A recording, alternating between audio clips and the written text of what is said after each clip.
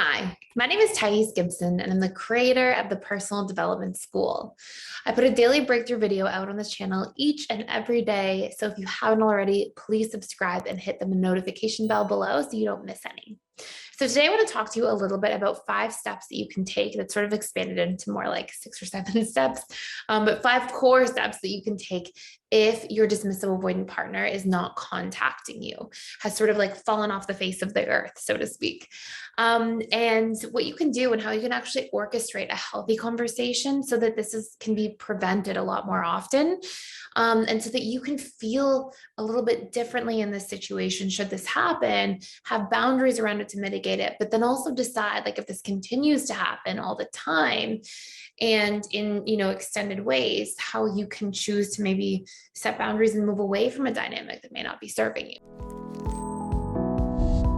So with all of that being said, there are a few steps that I think are really important to begin with. The first step is, if this is happening and this is happening frequently, you have to pause and you have to tune into yourself and you have to decide, what is my need here? Okay, what am I willing and okay to put up with in a situation like this? Perhaps I'm speaking to a fearful avoidant watching this video right now. And perhaps you're quite independent yourself and you're like, you know what? If somebody needs to like go take a day to themselves and not talk to me for a day or two here or there, I'm cool with that. Maybe I'm talking to an anxious preoccupied watching this video right now. And maybe you're like, I cannot take that. That's really stressful for me. I'm okay if somebody needs like an evening to themselves for like a few hours, but like beyond that, that's really not a fit for me. I have a high need for certainty. I have a high need for closeness and consistency around that closeness. Or perhaps you're securely attached and you fall somewhere in between that.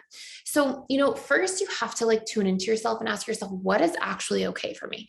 How long am I okay with somebody pulling away, going missing, moving in a different direction, not being available, before it actually feels extremely uncomfortable?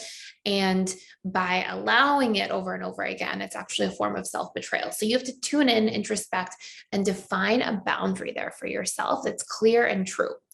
The second step, so that's a few steps kind of broken up there, but that's the first major theme, right? The second major theme is to then go communicate that in an open-ended way. So you would want to approach your dismissive avoidant loved one and you want to say something like, hey, I've been doing some thinking, and I know sometimes that you have this big need to have like your freedom and autonomy and have that space. And I can appreciate and respect that. But for me, in an ideal world, we're okay to have like that freedom and space. And let's say you're the fearful avoidant, pretend, and we'll say, you're like, you know what, if you need a day here and there to just like do your own thing, I'm cool with that. But when it turns into 2 days, that's a lot for me. And for a romantic relationship, I'm really looking for more closeness than that and more consistency than that. And what do you think about that?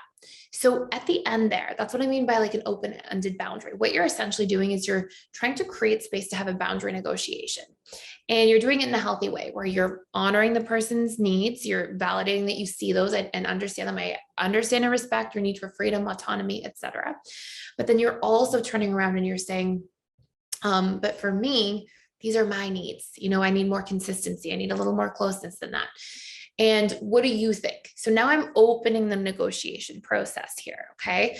And it's very powerful to do this because it stops the dismissive avoidant from feeling like you are no longer allowed to have 6 hours to yourself. You need to be in contact with me every 4 hours, bare minimum, right? Like that feels very pressuring, very forceful. And obviously for a freedom loving, autonomy loving person, like a dismissive avoidant, that will often push them in the opposite direction.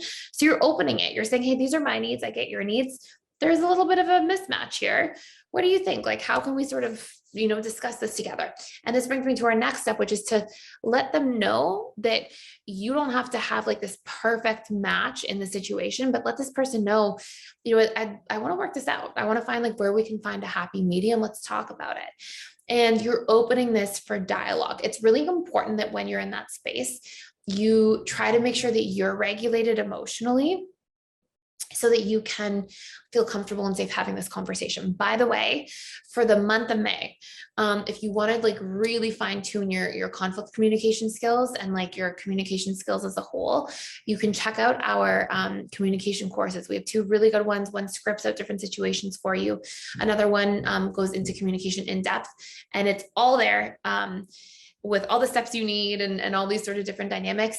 And you can check them out for free for 14 days. And you can also check out the attachment style interaction courses where it's like a DA with an FA, and there's a whole section in each one, DA, FA, DA, AP, APFA, etc.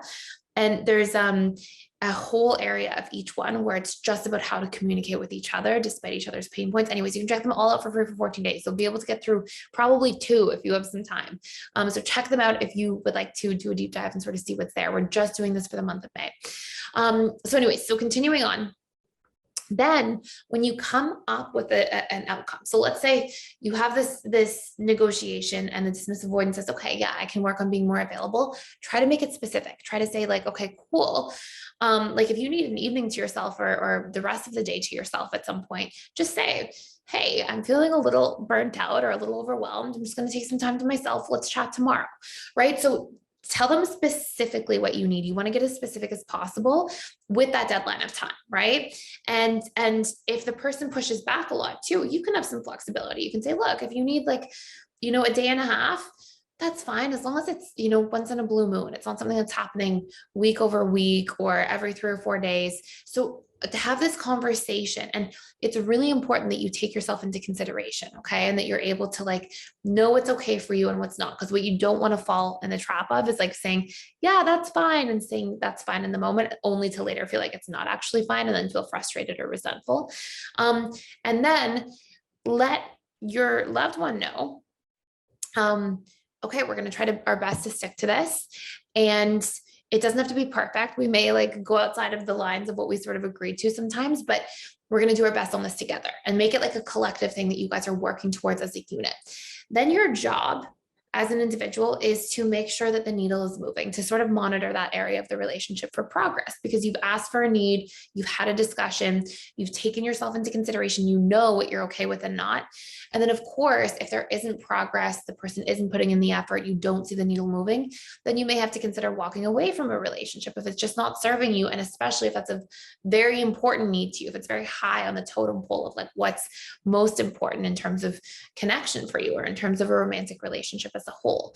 And then you would want to, really show up for yourself there. But the vast majority of the time when things are approached in this form, usually we'll see momentum build in the relationship. Somebody understands your needs now. You see them through from time to time.